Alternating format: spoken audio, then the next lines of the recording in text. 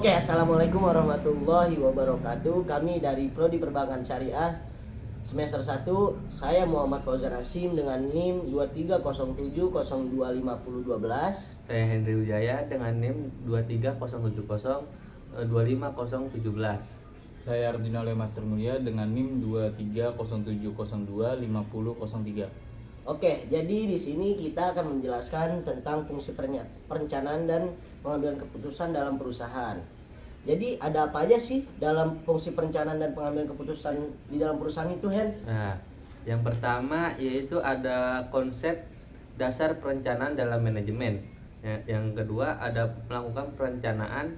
Yang ketiga ada penyelesaian masalah dalam dan pengambilan keputusan. Oke, jadi ada empat ya guys. Ada empat, yaitu yang pertama konsep dasar perencanaan dalam manajemen, yang kedua ada melakukan perencanaan, yang ketiga penyelesaian masalah dan pembagian rencana. Jadi selanjutnya bab ini menguraikan mengenai fungsi peran perencanaan dalam proses pengambilan keputusan dalam perusahaan. Fungsi perencanaan merupakan fungsi pertama yang utama dalam kegiatan manajemen perusahaan. Oleh karenanya, berbagai faktor yang terkait dengan perencanaan perlu untuk dipelajari dan dipahami sebelum kegiatan dilaksanakan. Hal ini dikarenakan perencanaan akan menentukan kemana arah tujuan perusahaan tersebut. Jadi kalau perusahaan itu tidak mempunyai rencana untuk kedepannya, maka tidak akan jalan tuh perusahaan sebagai mestinya. Oke, jadi yang pertama tuh ada konsep perencanaan dan dalam perusahaan. Apa sih konsep dasar perencanaan itu? Yang pertama tuh ada pengertian perencanaan. Bagaimana sih Bang pengertian perencanaan itu? Oke. Seperti apa? Jadi di sini pengertian perencanaan atau planning menurut Robbins dan Coulter 2002 mendefinisikan perencanaan sebagai sebuah proses yang dimulai dari penetapan tujuan organisasi, menentukan strategi untuk pencapaian tujuan organisasi tersebut secara menyeluruh, serta merumuskan sistem perencanaan yang menyeluruh untuk mengintegrasikan dan mengkoordinasikan seluruh pekerjaan organisasi hingga tercapainya tujuan organisasi. Hampir setiap orang maupun organisasi memiliki perencanaan. Apakah perencanaan tersebut menyangkut kepentingan kehidupan pribadinya maupun yang terkait dengan tujuan organisasi yang ingin dicapai. Di sini kita melihat pengertian perencanaan ini dari tiga hal, yaitu dari sisi proses, fungsi manajemen, dan pengambilan keputusan. Dari sisi proses, fungsi perencanaan adalah proses dasar yang digunakan untuk memilih tujuan dan menentukan bagaimana tujuan tersebut akan dicapai. Dari sisi fungsi manajemen, perencanaan adalah fungsi di mana pimpinan yang menggunakan pengaruh atas wewenangnya untuk menentukan atau mengubah tujuan dan kegiatan organisasi. Dari sisi pengambilan keputusan, perencanaan merupakan pengambilan keputusan untuk jangka panjang yang akan datang mengenai apa yang dilakukan, bagaimana melakukannya, bila mana dan siapa yang akan melakukannya, di mana keputusan yang diambil belum tentu sesuai dengan implementasi perencanaan tersebut dibuktikan di kemudian hari. Pada intinya, perencanaan dibuat sebagai upaya untuk merumuskan apa yang sesungguhnya ingin dicapai oleh sebuah organisasi atau perusahaan, serta bagaimana sesuatu yang ingin dicapai perusahaan tersebut untuk mewujudkan serangkaian rumusan rencana kegiatan tertentu. Selanjutnya ada fungsi dari perencanaan. Bang Henry tahu nggak sih fungsi dari perencanaan itu apa? Ya, coba dijelasin. Jadi sedikit penjelasan dari fungsi dari perencanaan adalah bahwasanya kita dalam manajemen, Robin dan Coulter menjelaskan bahwa paling tidak ada 4 fungsi dari perencanaan, yaitu perencanaan sebagai pengarah, perencanaan sebagai minimalisasi ketidakpastian, yang ketiga perencanaan sebagai minimalisasi pemborosan sumber daya, dan yang terakhir perencanaan sebagai penetapan standar dalam pengawasan kualitas. Nah, perencanaan sebagai pengarah yaitu yang akan menghasilkan upaya untuk meraih sesuatu dengan cara yang lebih terkoordinasi. Perusahaan yang tidak menjalankan perencanaan sangat mungkin untuk mengalami konflik kepentingan, pemborosan sumber daya, dan ketidakberhasilan dalam pencapaian tujuan karena bagian-bagian dari organisasi bekerja secara sendiri-sendiri tanpa ada koordinasi yang jelas dan terarah. Perencanaan dalam hal ini memegang fungsi pengarahan dari apa yang harus dicapai oleh organisasi atau perusahaan. Yang kedua ada perencanaan sebagai minimalisasi ketidakpastian. Pada dasarnya segala sesuatu di dunia ini akan mengalami perubahan. Tidak ada yang tidak berubah kecuali perubahan itu sendiri.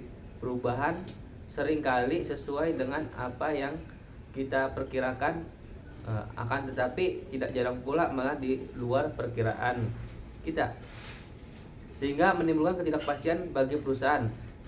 Ketidakpastian inilah yang coba diminimaliskan melalui kegiatan perencanaan. Dengan adanya perencanaan diharapkan ketidakpastian yang mungkin akan terjadi di masa yang akan datang dapat diantisipasi jauh-jauh hari. Nah, yang ketiga nih ada perencanaan sebagai minimalisasi pemborosan sumber daya. Perencanaan juga berfungsi sebagai minimalisasi pemborosan sumber daya organisasi yang digunakan. Jika perencanaan dilakukan dengan baik, maka jumlah sumber daya yang diperlukan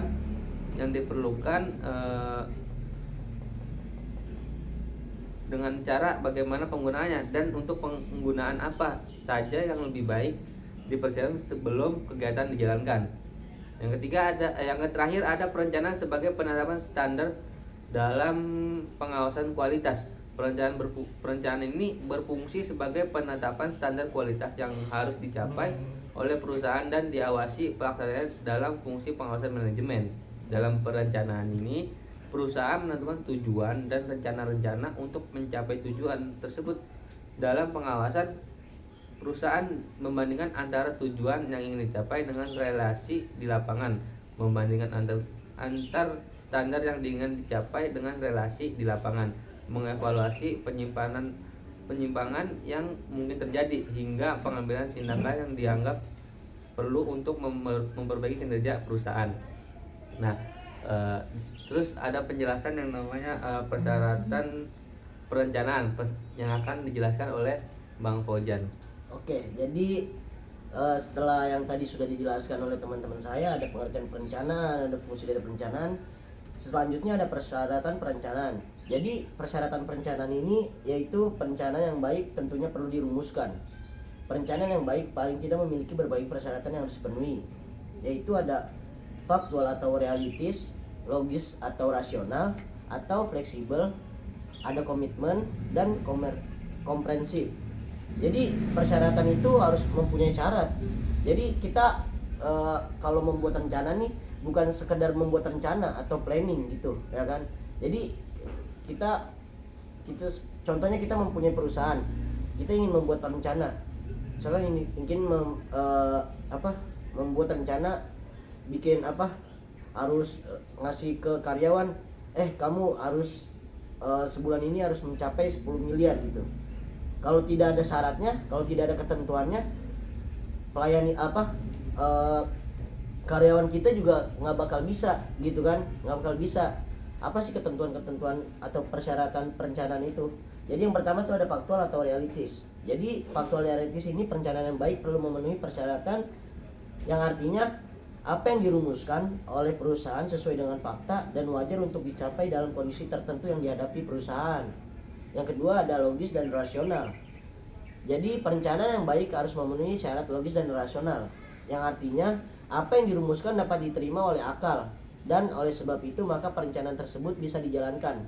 Menyelesaikan sebuah bangunan bertingkat hanya dalam waktu 1 hari atau 1 minggu adalah sebuah perencanaan selain tidak realistis, juga tidak logis, rasional jika dikerjakan dengan menggunakan sumber daya manusia yang terbatas dan mengerjakan dengan pendekatan yang tradisional tanpa bantuan alat modern. Terus ada fleksibel, ya kan? Fleksibel seperti apa sih dalam persyaratan perencanaan ini? Jadi perencanaan yang baik, yang itu artinya perencanaan yang baik justru diharapkan tetap dapat beradaptasi dengan perubahan di masa yang akan datang. Sekalipun tidak berarti bahwa planning dapat kita ubah seenak-enaknya atau sesuka kita sebagai manajer atau atasan, ya kan? Terus ada lagi komitmen. Jadi perencanaan itu harus ada komitmen. Nggak boleh seenaknya aja kita ngasih karyawan tidak ada komitmennya. Apa sih arti komitmen di sini? Yaitu merupakan dan melahirkan komitmen terhadap seluruh anggota organisasi untuk bersama-sama berupaya mewujudkan tujuan organisasi. Komitmen dapat dibangun dalam sebuah perusahaan jika seluruh anggota di perusahaan beranggapan bahwa perencanaan yang dirumuskan telah sesuai dengan tujuan yang ingin dicapai oleh organisasi. Yang terakhir itu ada komprehensif. Jadi komprehensif ini, perencanaan yang baik juga harus memenuhi syarat komprehensif, artinya menyeluruh dan mengakomodasi aspek-aspek yang terkait langsung maupun tidak langsung terhadap perusahaan. Perencanaan yang baik tidak hanya terkait dengan bagian yang harus kita jalankan, tetapi juga dengan mempertimbangkan koordinasi dan integrasi dalam bagian lain di perusahaan. A few moments later. Jadi yang sudah kita jelaskan tadi tentang pengertian, fungsi, dan persyaratan dalam membuat perencanaan. Jadi kita tidak asal dalam membuat perencanaan dalam perusahaan, apalagi perusahaan besar gitu. Dia tidak akan membuat perencanaan seenak-enaknya atau yang tidak menentukan tadi tentang persyaratan dan fungsi-fungsinya. Jadi saya ingin menanya nih ke Bang Leo nih, gimana sih Bang? Kan tadi saya udah jelaskan tuh, kita udah jelaskan rame-rame tadi kan tentang persyaratan, fungsi, dan pengertian perencanaan tersebut dalam membangun perusahaan tersebut ya kan. Cara merealisasikannya gimana sih Bang? Oke. Jadi cara merealisasikannya gini Jan. Ada bentuk implementasinya untuk melakukan planning proses.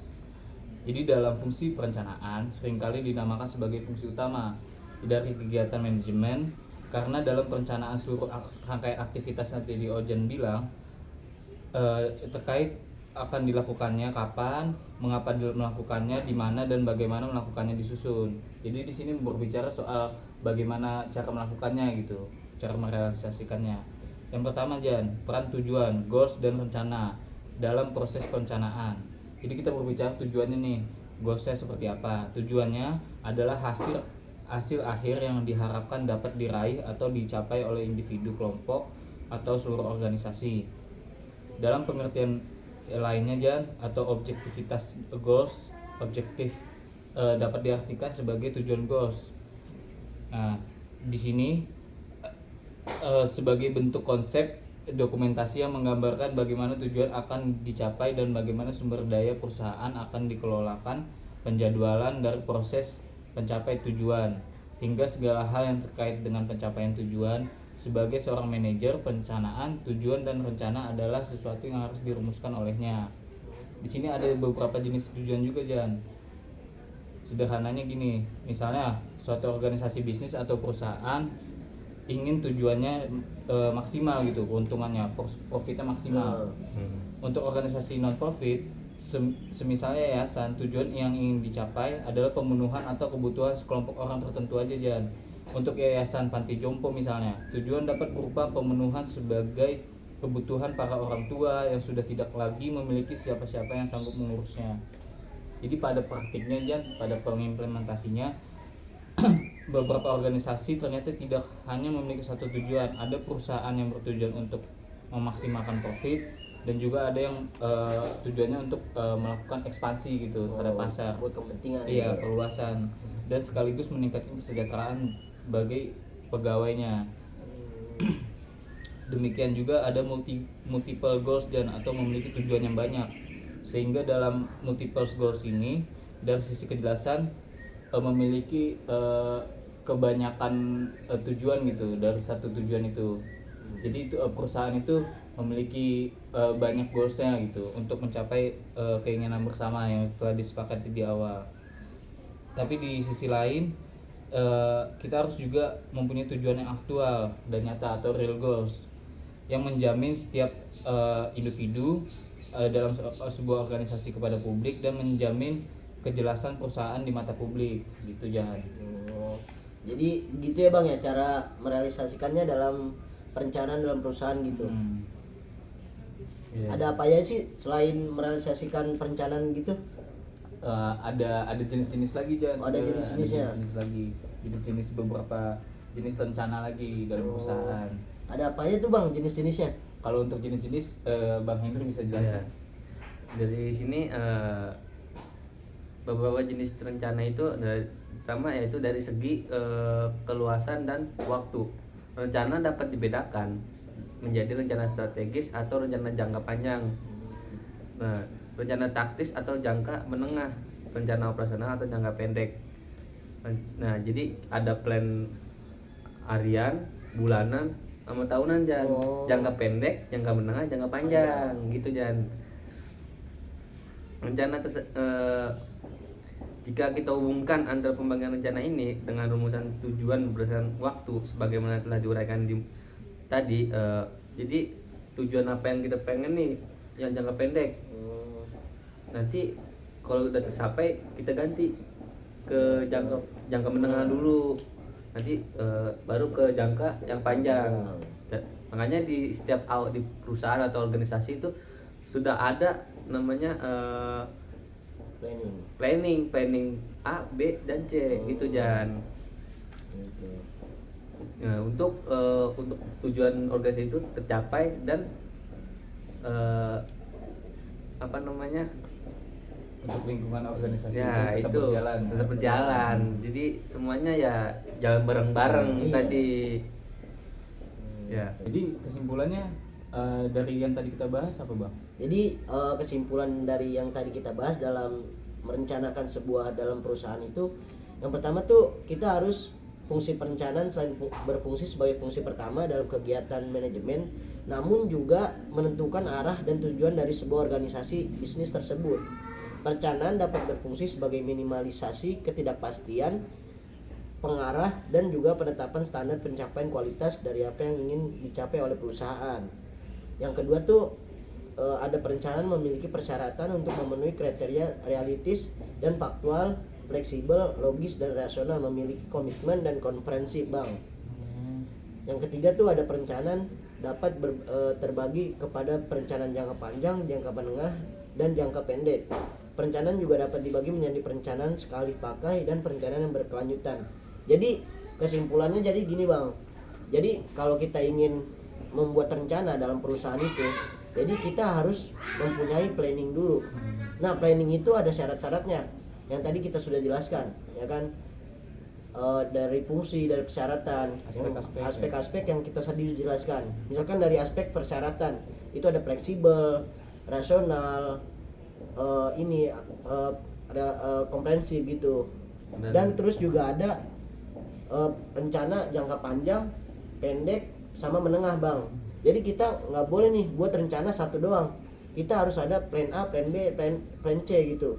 Jadi kayak apa sih yang kita pengen nih di jangka pendek ini? Yang kita pengen kejar nih profitnya berapa? Misalkan 10M. Nah, kalau emang sudah jangka pendeknya udah tercapai nih, kita lanjut lagi jangka menengah.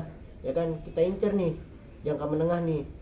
Kita ntar 6 bulan selanjutnya kita mau ngapain gitu, plannya gitu. Nah, jangka panjangnya setahun gitu. Jadi kesimpulannya dalam perencanaan harus mematuhi prosedur-prosedur yang ada, kayak dari fungsi dan persyaratan-persyaratan yang ada Bang. Ya begitu. Jadi itu saja dari kami. Wassalamualaikum warahmatullahi wabarakatuh.